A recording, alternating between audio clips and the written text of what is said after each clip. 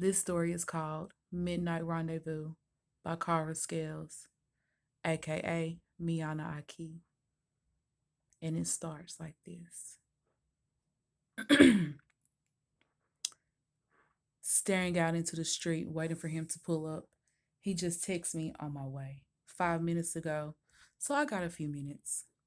I'm going to the bathroom to check my hair and rub on some lick me all over body oil that I picked up from the hair store the other day.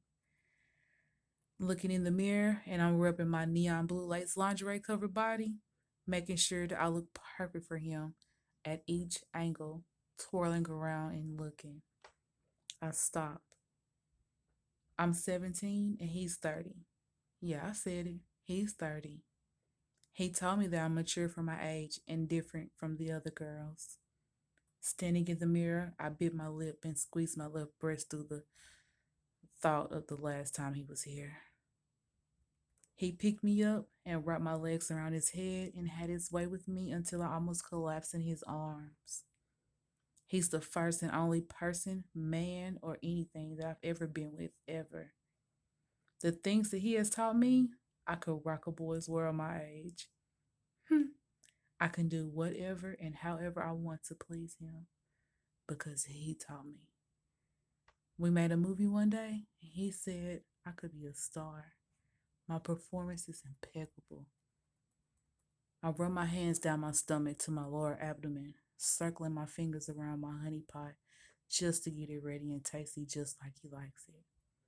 I ran to the room to light all the candles that I could find to set the mood just right for him. I rolled two spliffs and I light one. My nerves always get the best of me right before he pulls up every time. Just waiting on that about to pull up message so I can unlock the door and run to the room and pose my body in the sexiest position for him. 10 minutes has already passed and my spliff is almost out. Shit, my phone's vibrating. I snuff out the spliff real quick and grab my phone. It's my aunt, thanking me for covering for her, for being her alibi for the night. She said, if Grant calls, tell him we're going out for drinks and I spent the night with you. That's her husband. Aggravated, I text her, you're welcome. And I slammed my phone back down on the table beside me. I got up to spray some blunt effects to get the smoke smell out the house. Mom will be home at 6 a.m. and that smell had better be out the house when she comes home. I rub a little more oil just to make sure I still smell sexy when he pulls up. I cannot disappoint the love of my life. He told me he loved me last Friday, and he gave me a Pandora bracelet with my initial on it, an M. I have it on right now just to show him how much I love it. My phone vibrates once more. It's him. I ran and unlocked the door and ran upstairs to my bedroom and looked out the window to make sure he parks across the street like usual. He did. My heart is racing and my honey pot is throbbing with excitement. He just pulled up and parked in his favorite spot and got out the car. He has the sexiest walk I've ever seen in my life.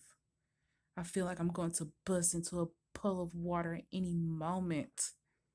His dark skin glowing in the moonlight. His locks braided perfectly just like I like them to be.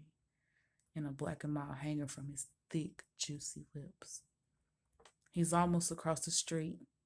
I light an incense and the other spliff and get into position to wait on him to come up those stairs and look at me with those deep, dark, and sensual eyes of his.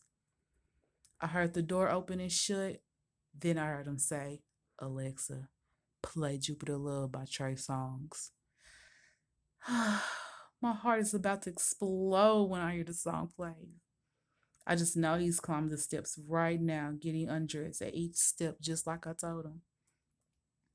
Oh my goodness, there he is, naked and holding that erect memory that I love so much.